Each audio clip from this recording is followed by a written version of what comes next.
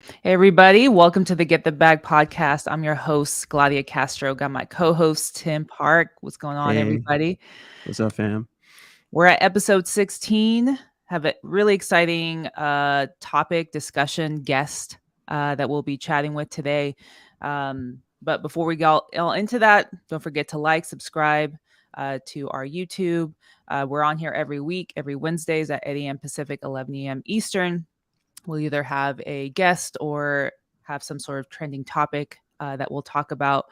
Um, but today's guest, really, really inspiring. And it's funny because he actually reached out to us. And once we, kind of learned about what he's doing, we, it was no question that we had to bring him on.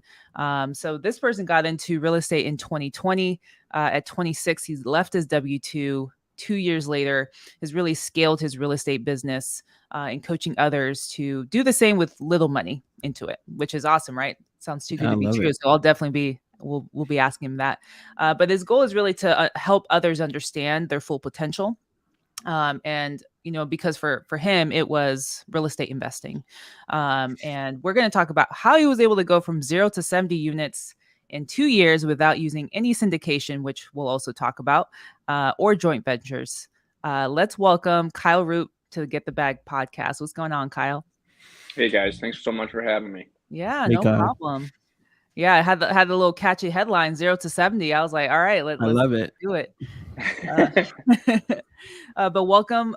Thank you again for again, reaching out and taking some time out of your day to join us. But tell us a little bit about yourself, because not many people, especially may not know who's Kyle Root. yeah, yeah. So, 28 years old. I live in Green Bay, Wisconsin. Born and raised in Michigan, and played college football. Ended up getting a scholarship to go play college football. Went kind of the college route, which worked out okay for me in the long run. I got a construction management degree. Graduated after 4.5 years. Played. It was a Division II school, so not not overly competitive football, but hey, at the very least, you learn a lot, right? A lot of Yeah. really amazing lessons come from sports.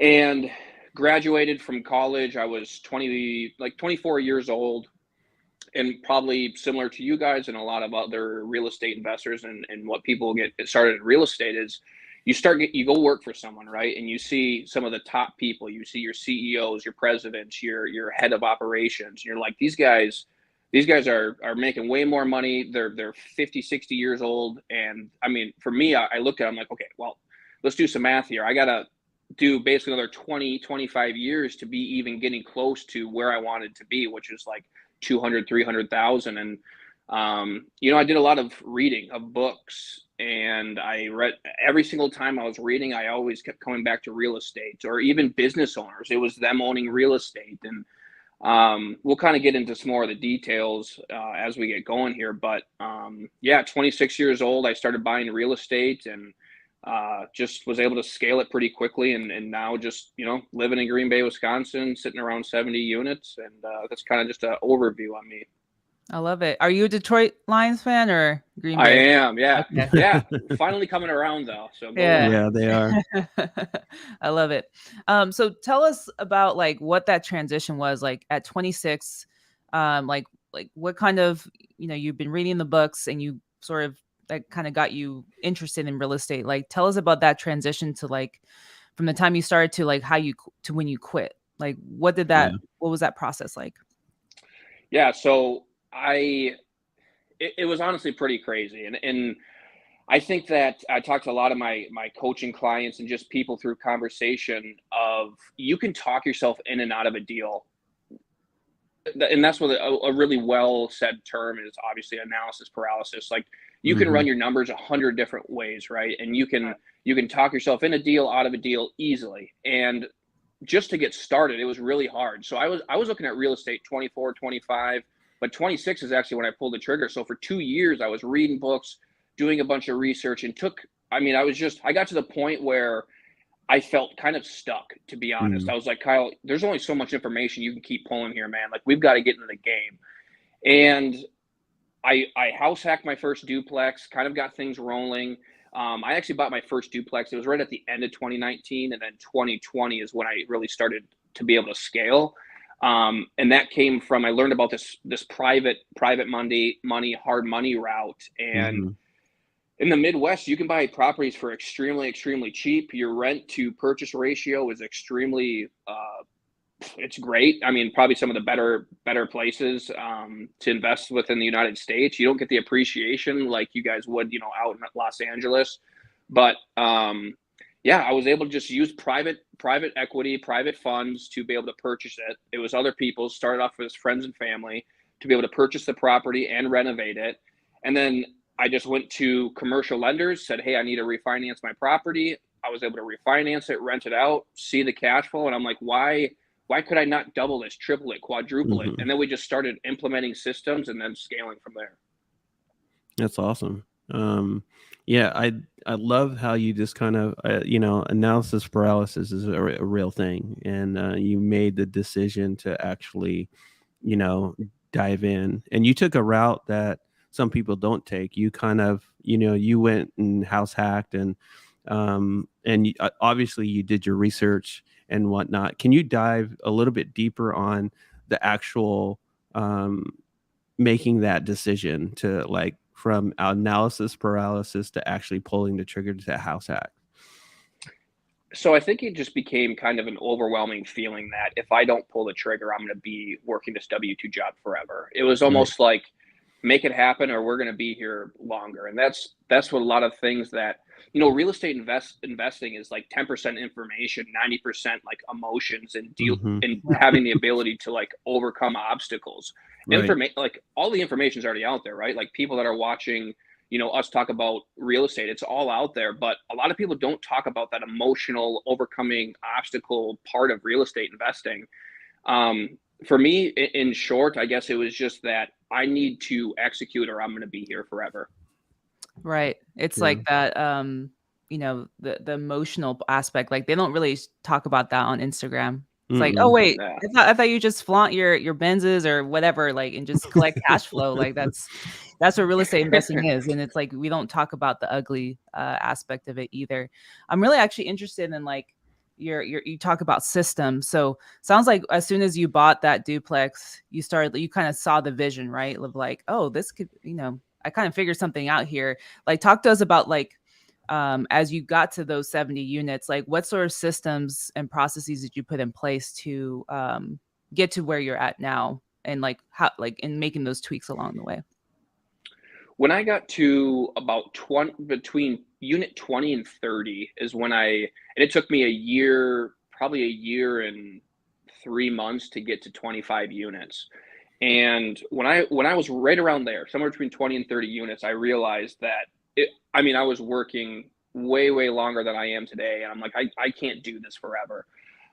So I was able to start thinking about certain things. And I said, okay, so we've been buying roughly 1 to 2 deals or 1 to 2 units a month.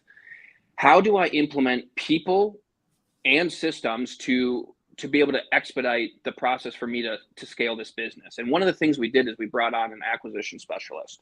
We brought on somebody that I was going to make sure they're incentive based. I know when you're only at 20 units, 30 units, like you don't really want to give up your cash flow because you're really not making, you're not making 100,000 a month, so Right. you have to be pretty conservative with your money. And I knew that I could bring in an acquisition specialist. I could pay them. I paid them $2,000 per deal that they gave me, and I could underwrite that $2,000 into the deal. So let's say Mm-hmm. I buy a property at $100,000 using private funds, and I had $2,000 commission. I would just offer it 98,000, knowing that the 2,000 commission was going to be accounted for. So he was in my head. I'm like, okay, well, he doesn't cost me anything. We're just going to have to potentially offer on more properties before we get them. So that was one way that we ended up doing it, because I was looking at all the properties. So brought in an acquisition specialist, made him incentive based, used him for the underwriting. The next piece was the renovation side. For me, everything has to have the ability to put sweat equity into them, because a turnkey here is just tough. Turnkey in most places are tough, Yeah. unless you're going to do like Airbnb, midterm, stuff like that. And I do long-term rentals. So the construction side, I brought in a construction manager, and I knew that I could pay him if a renovation was $20,000, I would pay him 10%, 5% up front, 5% on the back end. So basically he would manage the construction. I had all the contacts already. I had everything set up. He would get that $1,000 before, $1,000 upon completion. But again, I could take that $2,000 commission that I was paying him and use that in underwriting. So rather than saying a $20,000 renovation, $22,000 renovation, and I would just make sure that I could cover that with the purchase. So basically I was able to take two people, construction and acquisitions. It lowered my purchase price, so we had to offer at more volume. But for me, I was like, well, they're not taking any of my cash flow, and that's exactly what I wanted. So when I brought those two pieces in, it was just, we scaled quick. That's dope. That's awesome.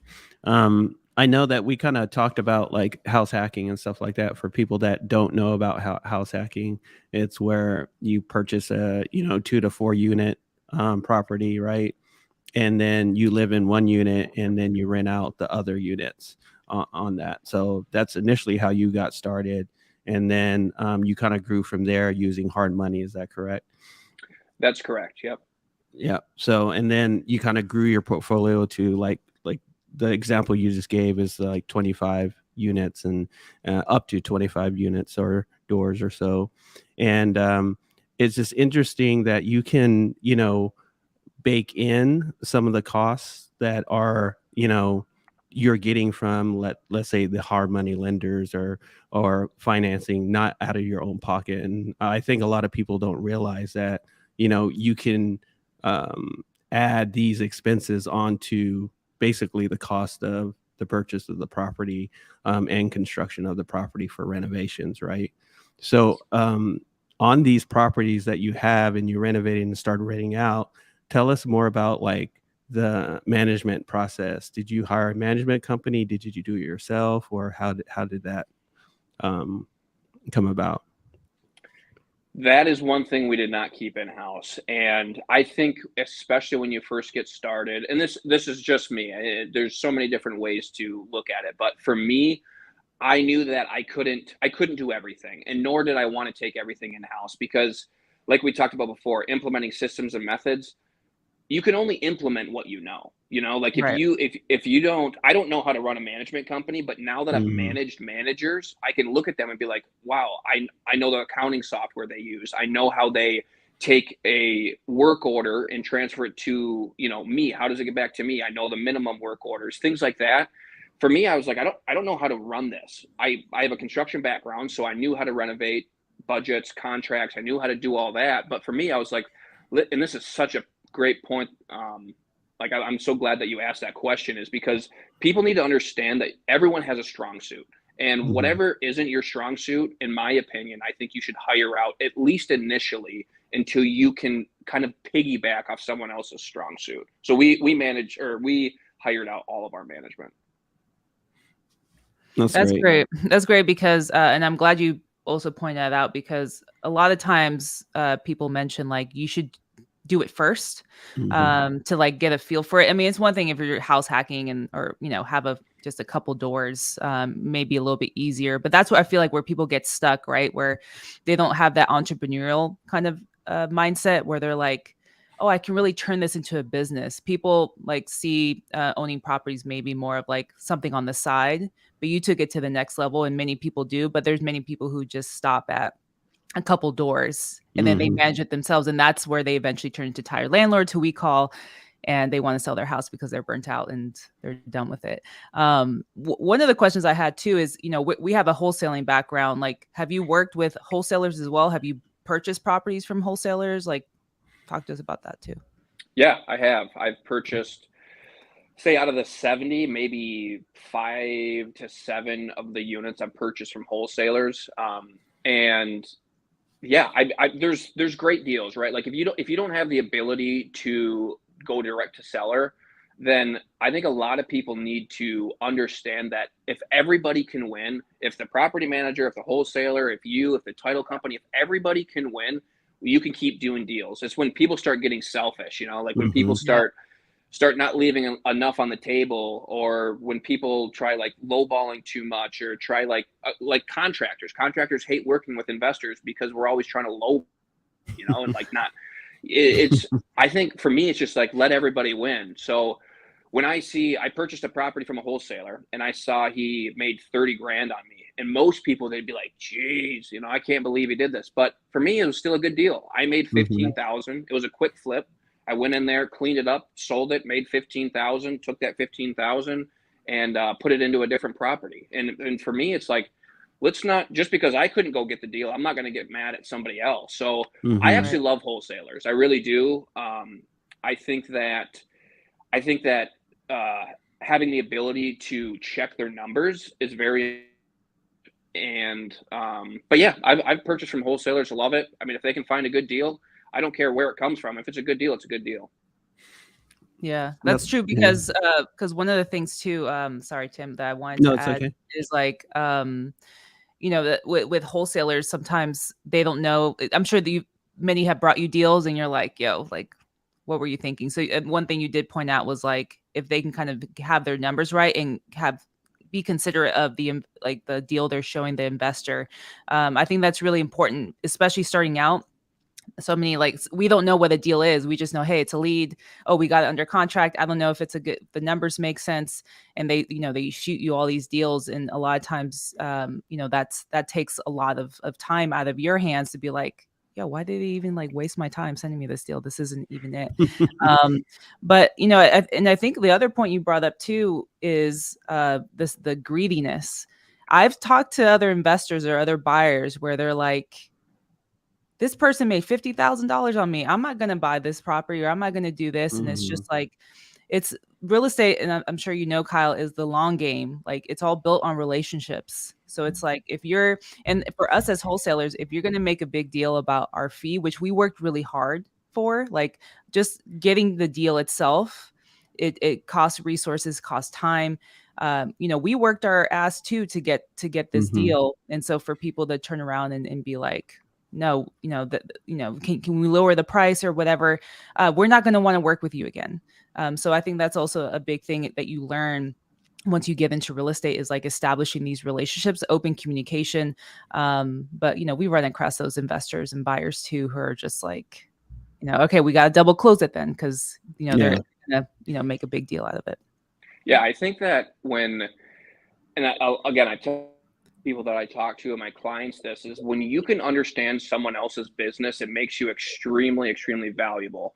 Right. For me, a wholesaler, I know that you might have just lost out on 10 properties before this one, and your marketing, your cold calling, the person you're paying, you guys have overhead too. I mean, depending on how big you are, right? But you guys have overhead too. And when people look at a certain deal, you could have missed out on the last 15, and you're like, there might be a $15,000, $20,000 commission on there. But for you guys, you're like, well, they don't know that I just paid out $10,000 in other income, right? So that's what I think, when people can understand how title companies work, how hard money lenders work, how wholesalers work, everybody, real estate agents, none of us are here necessarily, and this might come off kind of bad, but none of us are here necessarily to just talk about real estate and just get deals. Like, we all are here to make money. That's what we're all trying to do. Right. And like when we can understand how everyone else makes money and be okay with other people making money, I think you become a way more valuable asset to everybody. Yeah, I think that's so true. I mean, just like in your relationships and your networking with different people, whether they be investors, wholesalers, hard money lenders, family offices, whatever the case may be. I think, having that alignment in the way you do business and understanding the way they do business, I think is huge in, having the overall goal of being, successful and making money in this business as well, and not being greedy and making sure everybody kind of eats as well too. So, one question for you is, what setbacks did you have? Like, what hurdles did you have to overcome really to, get from where you started to where you're at now? Oh, you mean you didn't run into any problems getting to 70 units? I was just gonna say, how much time do we have? All the time. Yeah. So to be honest, I would say the biggest hurdle is what I'm going through right now, and it's just Mhm. I scaled so fast, and so right now, just kind of my business plan is we were buying everything. We were buy if I was able to cash flow $200 a month a unit, I was buying it. We're buying Wow. everything, everything, everything. And right now, we're kind of selling off. We're selling off some of our properties that aren't performing and trading them for better performing assets. Mhm. I think a lot of the things people don't talk about is you can scale, but if your people and systems and training people, if it doesn't scale with you, you're gonna at some point you're gonna reach your max. And right now, that's kind of where we're at. We are gonna start hiring some more people so that we can make this next big push to like go. Obviously, we want to double our numbers. Like I don't have a specific Kyle. What's your, you're going to hit 150 this year, but we're going to get over that 100 unit mark. But before we do that, we're going to kind of come back to the core. We're going to rebuild our company. We're going to rebuild and not like we're falling apart. I don't mean that. It's just Sure. you can Yeah. only scale so fast, and if your systems and processes don't scale with it, you're gonna have to kind of stop and consolidate it. Mhm. In real terms, like what does that actually mean, Kyle? So things like our construction, we were paying market for all of our materials. So right now what we're Mhm. doing is we're going to try negotiating materials down. We're going to try to do Mm. things a little bit cheaper because our overhead is increasing. And Right. again, if you don't know this stuff, if like for me, I'm 28 years old, I never took business courses. Like I didn't, it's kind of trial and error for me, but Mhm. luckily I'm learning it now. I guess in short, the kind of to answer your question, I know I kind of beat around it there, but to answer your question is continuous hurdles coming up that I honestly didn't recognize, that I didn't say, okay, we overpaid for materials. This is going to cost us on the back end. Mm. And now it's kind of caught up. So we're Mm. re-implementing systems and methods to just lower some costs, to be able to create some overhead, to take some things off my plate, because I really maxed out the amount of time that I could work. And we're in this kind of phase where it's like you should be grinding all day and working hard Right. and working till midnight, and it's just like, Mhm. well, I don't know about you guys, but I don't want to do that forever. Mhm. Right. Right. And I kind of Right. did that. So yeah. I No, love that's that. good. Yeah, that's good because I think people don't realize like when they're in the business, they're running their business, but they also need to be kind of auditing like the nickel and dime stuff that does add up, and it Margins. does. Yeah, exactly. Those margins can help you or hurt you if you don't monitor them in your business as well too. So I think Yeah. that's a great point that you made. So. Yeah, and like the profits, like profit is everything. Like no Mhm. matter what business you're in, like even in wholesaling, right? It's just like how can we keep the costs low so that we can continue like, closing deals, and whether it be a lean team or whatnot. But I like kind of what you said in like the systems is like, hey, if we don't have the systems, we can't scale. And I think that's to Tim's point why you have to continue auditing. But I think this also goes to like wholesalers too. Like I think I was just talking about this with somebody, in that if you don't have the systems, you can't really get anywhere. If you're trying Mhm. to scale up and you're using the systems that you did to get started, you're kind of going to get stuck. Like, and you have to have this awareness. So if you can build like a foundation with like systems and SOPs, and some people don't like doing it. And I mean, not everyone's built to create SOPs, and so you need to find a good integrator for sure. But if you can kind of really build up the systems, a foundation, and kind of like audit, like Tim was saying, like doing constant check-ins, it'll be as you're growing, your systems and your process are gradually growing along with you. So I think that's a big part of being an entrepreneur and being a business owner, is recognizing these things. And you recognize them. I mean, you said maybe a little later on, but at least you kind of saw it coming. And you kind of see like the end goal of like, okay, we want to get to 100. What do we need to change in our system to get to that? And so I think it's important because some people just, because it's comfortable too, right? Like it's easy. And as it gets hard, that means you're actually doing something about it. And so you want to get as uncomfortable as you want, as even as hard as as it may sound, it may, you may be going through. That's a big aspect that I think not many people talk about, or at least on Instagram, they don't talk about that stuff. They talk about like, oh yeah, I was able to, I work from Italy, and I have this team, and like nobody talks about like what it took to get there. Yeah. Absolutely. Yeah, I think that, yeah, I love the part where you were talking about just the auditing the section, and I, to be honest, and I don't think people talk about their downfalls enough. Like you were Right. saying, people don't talk about their downfalls, and every single downfall that I've had, it's been a learning lesson. When I make $20,000 on, say, a flip, or a wholesaler makes a very clean, easy $30,000, you don't really learn that much from your successes, because very often, like, I've probably had, out of the 70 units, I've probably had 15 of the units that were super easy. It was flawless. And you don't really learn too much from flawless moments. I mean, I think that you can, I think your shortcomings you can implement to hopefully increase the amount of like flawless deals. Like, so I think the ratio could change. Right. But one of the things for me, like a strategy standpoint, is like, so we were running everything off Excel spreadsheets. And I don't think a lot of people, like, I asked an investor yesterday how much he made on a flip that he just completed, and he said he thinks it was about 25,000. I'm like, how do you think you made 25,000? Like, he's like, well, I said, like, he didn't account for dumpster fees, utilities, none of that. I'm like, how do you, like, you probably made way less than that. Right. And so I started out just with a spreadsheet, and up to like unit 50, 60, I was still just using spreadsheets for everything. And it becomes super, just, a lot. So now we're developing a software with a software developer to implement into our business. So things like that, just getting away from spreadsheets and, automation. Yeah, you got to start automating things so that you 100%. can, just automation. That's huge. Are you using a tool like ChatGPT at all? Haven't yet. No. Okay. Yeah. That's like one thing where I know like a lot of people I talk to are like utilizing that in their business, whether for like Are you guys? acquisitions. Yeah, we are in some aspects for like emails or like communication, or even like content writing. Like we're even, we're considering writing up a course, and we're like, oh, I wonder, can ChatGPT write up this course? Just stuff like that. You do have to think outside the box.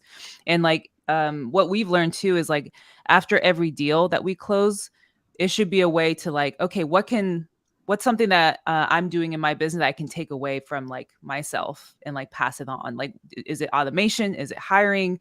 So it's you're constantly like, any deal that comes through, or anytime you acquire something, you're trying to think, what can I do to improve something? Because I think that's where people just be like, oh, okay, cool, I got a check. Let's just keep things going, and without really, getting that understanding. My main question was like, so it sounds like your buy box maybe has changed, or your criteria in terms of like what it is that you're looking for. Because when you're kind of hustling and grinding to those 70 units, you're just saying anything that was $200 a month cash flow you're acquiring. So what has changed now and like what are you doing to get to that 100 units and further? Like what's your criteria now?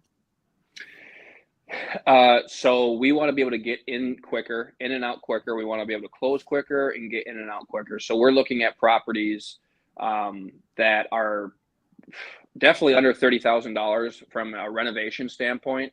Before, we would take on 6-figure renovations, no problem. Not that we couldn't manage it and schedule it and budget it, but the schedule was the problem. It just took way too long. Right. We had way too many projects going on. And you look at a course of 6 months just in utilities alone. And like you were just actually mentioning, kind of ties into this, is you look at how can you improve? How can you improve time frames?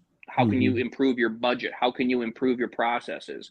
And that was one of the things I was looking at. It's like, okay, well, if we look at one property that takes $100,000 to renovate, and it takes us 6 months or 4 months to get it done, what if we just literally took a little bit longer to, underwrite deals, to offer on more properties that are 20,000? We can get in and out in 1 to 2 months. We can get them into long-term financing.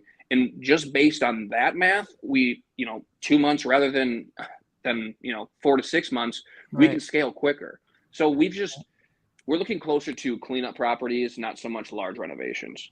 Yeah. Right. The quality over like quantity, so to speak. For sure. Yeah, talk to us about. I'm very curious because from last year to this year is totally different, right? In the real estate market, and everybody was talking about the interest rates, and especially in new construction, they kind of took a hit and they over leveraged some of their finances is there. So I know hard money is a little bit different, but how did that affect your business, if it did at all? And did you have to just recalibrate your buy box because of that? Can you talk more about that? Yeah. We 100% recalibrated. When you go from 4% to 7.5%, That's a lot. yeah, you just can't keep buying the same. You can buy the same property, but there's going to be a different price to it, right? Right. So, what we actually did, is we were okay with accepting a tighter margin. So if I was making $500 a month, we were okay making 300. We lowered our purchase price. So let's say we were normally buying a property in the Midwest. To buy a property on 100,000 is not abnormal at all. Yeah. But for easy math, let's say I would buy a property a year ago or 2 years ago at $100,000 with 4% interest rate. Today we're buying the same thing at like 60 to 70,000, and our profit is honestly, even still with that, is still lower, just with the interest rate and what we're Right. doing. But one of the things that a lot of people aren't talking about is if you can cash flow today, and again, we've talked about like real estate is a long-term play. Yep. Yeah, If you 100%. can cash flow today, in 5, 10, 15 years, when interest rates get back down to a reasonable place, do a rate term refi, and the whole time you've been paying down your principal. And one of the things I don't think I don't really hear people talk about it much, but let's just like take this quick for a case study, if you will. Let's say you have a loan out at $100,000 and you pay it down over a course of 10 years. You went from 7% interest rate to 4% interest rate after 10 years. Let's say for easy math, you paid down $20,000 of that principal. So now you're at 4% interest. Your loan balance is at $80,000. And let's say you're on a 30-year amortization schedule. Now you're at 20 years. I don't know why in 10 years, people, and I don't know, I've never heard anyone talk about this, and I have been telling everybody about this, is you can refinance at a different rate. You can refinance at the current debt and keep the same amortization schedule. So you increase your cash flow by taking out less of a loan balance and by lowering your interest rate. And so like, don't let today scare you from tomorrow, because tomorrow there will be, great potential. And that's why the long game is so important. Yeah. I love that. Yeah, I agree. I think Blackstone just, they raised $30 billion for their, single family home just for rental. Like they're buying houses for rent, to rent out. So I think they understand, and they have analysts and the number crunchers. They know what's going on in the market, and they're going to do exactly what you're saying to do. And I think it's not talked about as much because I don't think people realize like what the market is doing and how it can affect you in the future and how you can take advantage of that. And I think you're doing the right things in regards to educate people, but also implementing that as well. Yeah, well, I think as investors too, you kind of learn the ropes, or I'm sure you have mentors too, Kyle, because it's all cyclical, right? Like at some point, it's not always going to be this. I mean, where were we a year ago where people were buying like, I don't know, I mean, it was crazy, insane, like 15, 20% above asking or even like higher. Yeah. And it's just kind of understanding how real estate works. It's not going to be like this forever. And you see kind of the main media, news media, and like everywhere else talking about like, oh, don't buy right now. And like, I have these conversations where people are like, oh, I want to buy a house, but it's just the interest rates. And then when the interest rates are low, be like, oh, I want to buy a house, but I just, there's always like something. So it's just, just going for it. If the numbers make sense, if you say, like you said, if it cash flows now, like imagine, down the road where, you're able to refinance, like where it can cash flow. So I think that's a really great point.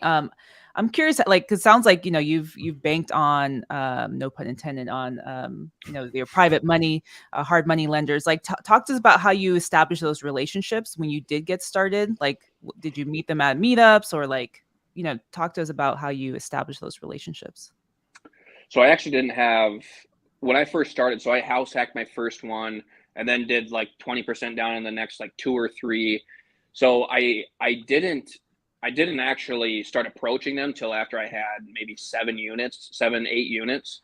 And at the time I was 26 years old. And this is what I tell people is like, you have to gain, you can't just walk into a room with nothing and say, I want everything, right? It's like you have to bring something to the table. And at that point, I was like, hey, I've done 7 properties. I started off small. Like I didn't go into a room saying, hey, can I have $1 million? This is why. Because it was other, right? Like OPM, like that's, I'm okay losing my money, but other people's is scary because like you start ruining other people's, funds, your reputation. It's just, so I was very calculated on what I did. So I had like 7 units and I just started off with friends and family, raising small amounts of money. And I started gaining some trust. And then, your friends and family know people. And then they're like, hey, I think this guy's running kind of like a small fund. And he had like a Roth IRA and like 600,000. He's like, yeah, I don't mind, as long as it's real estate backed and I can be first lien holder.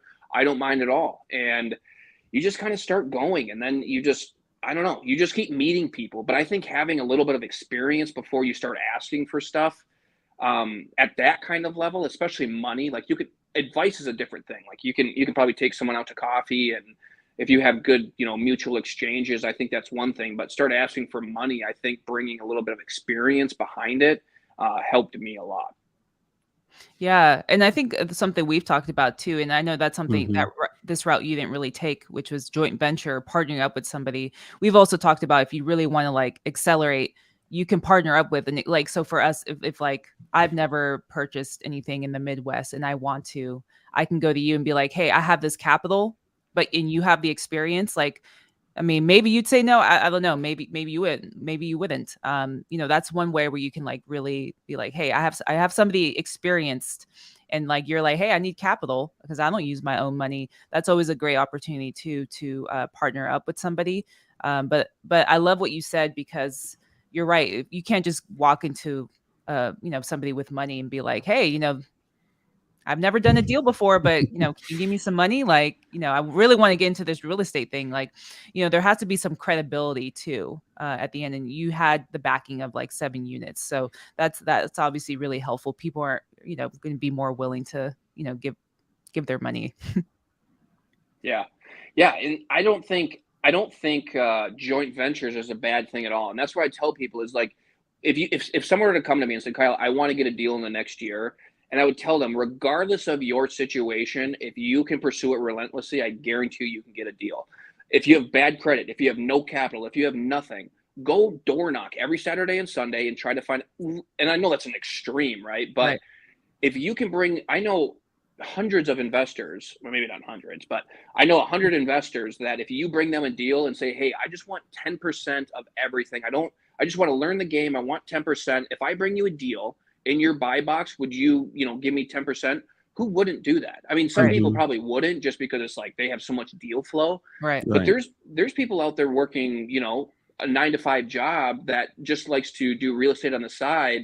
And they're like, I don't have time to search for these deals, but if you find me one, I'll give you an equity partnership or a little bit of cash flow. And there's never a reason why you can't get started in real estate. The only reason is you're telling yourself you're not capable. Yeah, that's a good point. I mean, I know that like we coach a lot of people too, and that's their hesitant. They're very hesitant to kind of really kind of pull the trigger or even ask the question. As you get involved in real estate and do more deals, you understand how you can build these relationships and how you can structure different deals. But you're never gonna get a deal done if you don't ask, or you make those relationships too, because even if you're calling sellers, you're going to get a lot of no's before you get the yes. And that's the same way with investors that you want to get involved with, and, get on the ground floor on, owning some properties as well too.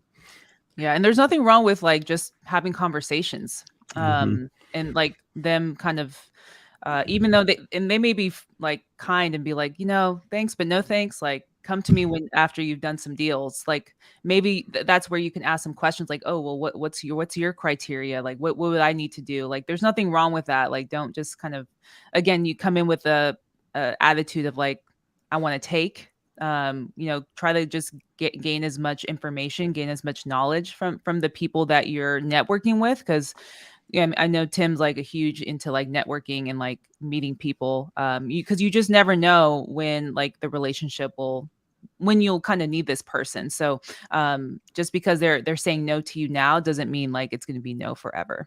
So I think that's and at least they can put like face, a name to a face, and you Yeah. start getting in front of people. Yeah. And I just had a conversation with a guy yesterday, the day before, and I asked him. He was really worried. He's like, Kyle, I'm kind of scared to like reach out to. He was looking at doing some wholesaling, and he's like scared to like cold call and stuff. And I asked him, I said, have you ever asked a girl out on a date and she told you no? And he's like, well, yeah, I have. And I'm like, well, all she said was no. Did it hurt your feelings? Did it ruin? Like, yeah, sure, maybe hurt your feelings, but you got back out there. He's now married, so it's like you're able to overcome no. Like, don't, just because someone says no, they don't want to sell their house to you. Someone out there will say yes. You just haven't found them, and he's like, I don't have Kyle, how did you learn all this stuff? And we talked about it a little bit before, and it was like, I learned it from experience, but I also once door knocked. It was embarrassing. I didn't even know what I was talking about. I was just knocking on doors saying, hey, you want to sell their house? And they were like, well, what do you want to offer? I'm like, well, I don't really know. So I was just curious if you want to sell your house, but it's just getting experience. You go knock one door, your next one, you're going to have data points why it's better. And when you've done 100 or you've done 100 cold calls, your 101 phone call is going to be better than your first one. And it's just collecting data and learning from your previous experiences. That's dope. That's dope. Now, I know we're getting closer to the end, but what like is your, I guess, future plans and in your investment? Do you want to get into larger properties, or multifamily, or you single family, or what's like your ultimate goal in future goals for your business? Yeah, short term, I would say that I have a goal to hit 500 units on my 30th birthday, which is like 2.5 years from now.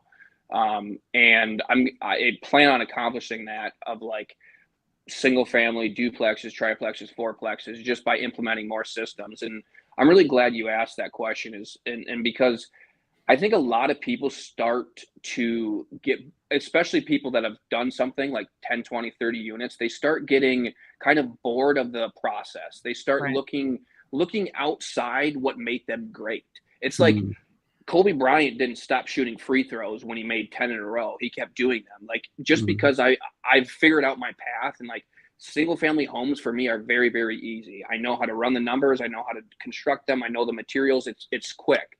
So for me, even though a lot of people would say multifamily will cash flow better, it's a long-term asset, you can get better financing. For me personally, I believe once you've found your lane, you stay in it for a long time until you've mastered it. And when I've mastered it, my plan is to bring somebody in to run it. And then I'll start going to look at some other things. But until I get to where I want to be, which is like in that 500 units by my 30th birthday, if it doesn't happen, that's okay. If I'm 32, 33, 35, I'm okay. But I'm going to stay in my lane, and that's 4 units and smaller. It's implementing systems and just building contacts, building out, and seeing other people win. Like I talked about a little bit about like how I have coaching clients. What's more exciting than seeing, and you guys said you do some coaching, what's more exciting than seeing you buy a property or someone else? I've personally come to the place where I love seeing someone else win, because I've already kind of, I don't want to say figured it out, but I found it, right? And to see someone else have successes, for me, I really, really enjoy that.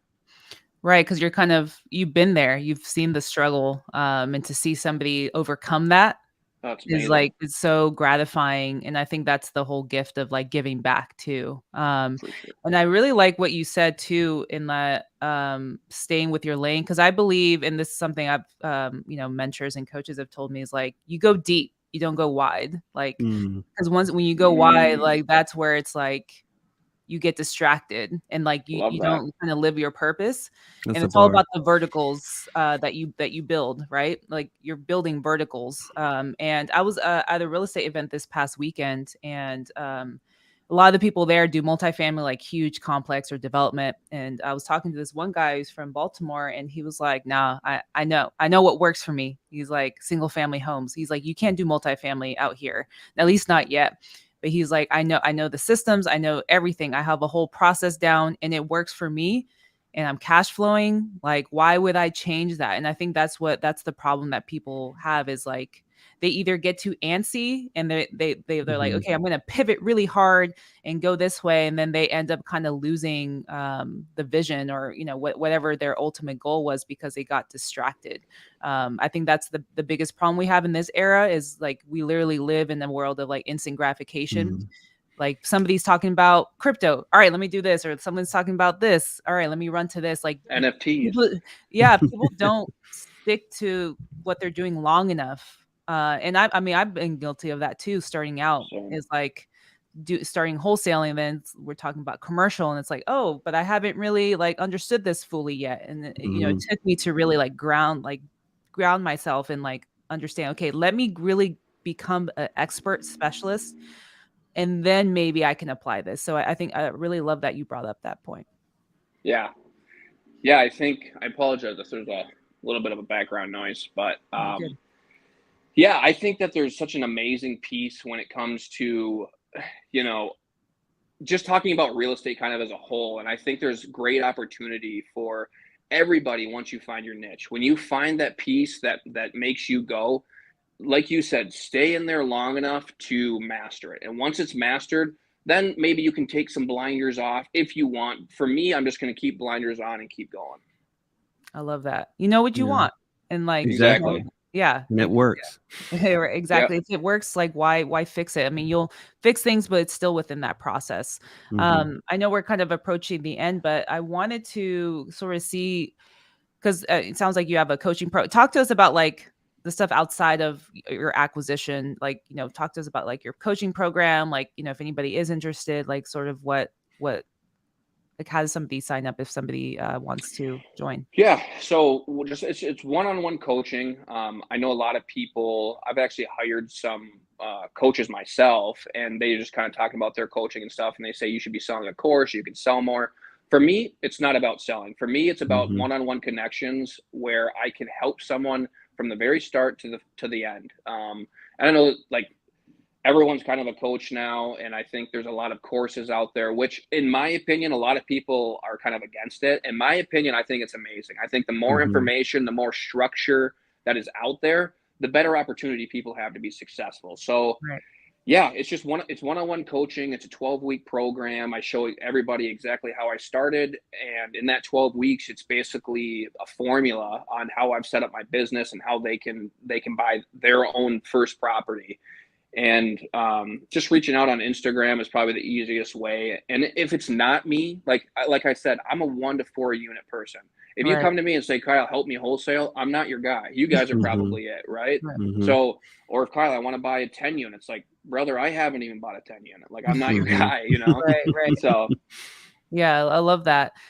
Stay in your lane. Yeah. That's yeah, kind of like what we're sticking with. Yeah, I mean, I think that's key. And like, I think I think we've had a topic here where we talked about YouTube versus like coaching or like a program. And if Mhm. you can afford it, definitely join a program, because at least I knew me starting out. I need some form of a structure where there's a course, where there's accountability, or like a community behind it. And we've been part of a separate program, a wholesaling program, and that's kind of how we connected with Chris Jefferson, who's out in Richmond. He like that structure alone, like, is going to you're gonna honestly save so much time of like Mhm. watching YouTube videos, because you literally have the blueprint to like take action. Now, will people take action on that? we don't know. But I think it's good to kind of, if you know yourself and know that you need that structure, you need to invest in you and invest in these programs, especially if you can afford it.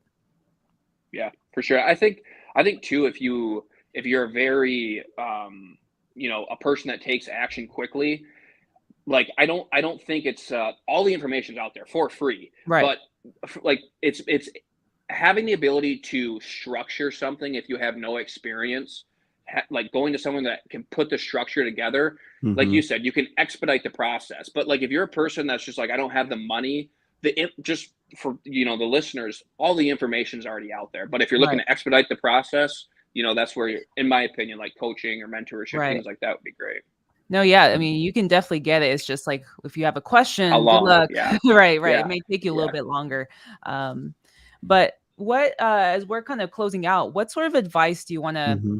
give someone who's just starting out in real estate investing, or maybe advice that you give to your clients, or if maybe more so, knowing what you know now, what advice would you give yourself starting out, Mm-hmm. when you were starting out? Yeah, I think, I always think about and I'm glad you said that, like Kyle's self 2 years ago, and everyone has the ability to help who they were a few years ago, right? Like a lot of people don't think that, hey, I'm not going to speak up because I can't help anyone. It's like, well, you've grown in 2 years, so somebody 2 years ago needs your help. And I Mm-hmm. think for me is just that it's not going to be a smooth ride. Like it's just, there's going to be ups and downs. There's going to be learning, and just be okay. Like you're not a failure because something came up short. You're not a failure. What we have now is we have data points, we have learning lessons, but like you're not a failure of a real estate investor. If you lose out on deals, you're not a failure. You're taking data points to make your next deal great. And I think looking back, every single time I'd come to a roadblock, it was difficult for me to overcome because I always felt it was me. And it was me, right? Like I didn't make the right decision, but you don't know what you don't know. And that's why like having a mentor would be good. But if you don't have a mentor, and as you come up roadblocks and as you progress through real estate investing and building your systems and processes and bringing in automation, there's going to be hiccups. No matter how big or small you are, there's going to be hiccups, and you need to be okay with them and learn from them. Right. That's Boom. awesome. Mic drop. Yep. I love it. I love it. How do people get a hold of you? I know you said Instagram as well. Do you have a Yeah. website too for like, even we have a community of wholesalers. So if they are in your market, they can reach out to see if they have a deal or whatnot for the 2 to 4 as well too. Oh Yeah. yeah. I think And what market you in as well? Like what markets you buy in? Yeah, so my Instagram is KJ_root. Just follow me, shoot me a DM, whatever it might be is probably the best place. My website, kylejroot.com. And then the markets I'm in Milwaukee, Wisconsin, Tampa Bay, Florida, and Green Bay, Wisconsin. Gotcha. And you buy 1 to 4 units. 1 to 4 units, yep. All right. So Awesome. wholesalers out there, you got a buyer. You're welcome. Exactly. Well, Kyle, it's been such a pleasure. Thank you so much for taking time out of your day, to chat with us. It's really enjoyed our conversation. We'll make sure to connect. Maybe we can connect in the next year or so, see how many units you're at now, hopefully close to that 100. But yeah, again, appreciate you guys tuning in. Thank you. Awesome. Well, thank you guys for tuning in and for your support. We'll be back next Wednesday, 8 a.m. Pacific, 11 a.m. Eastern. Hope you guys have a great rest of your week, and we'll connect later. See you. All right. Peace.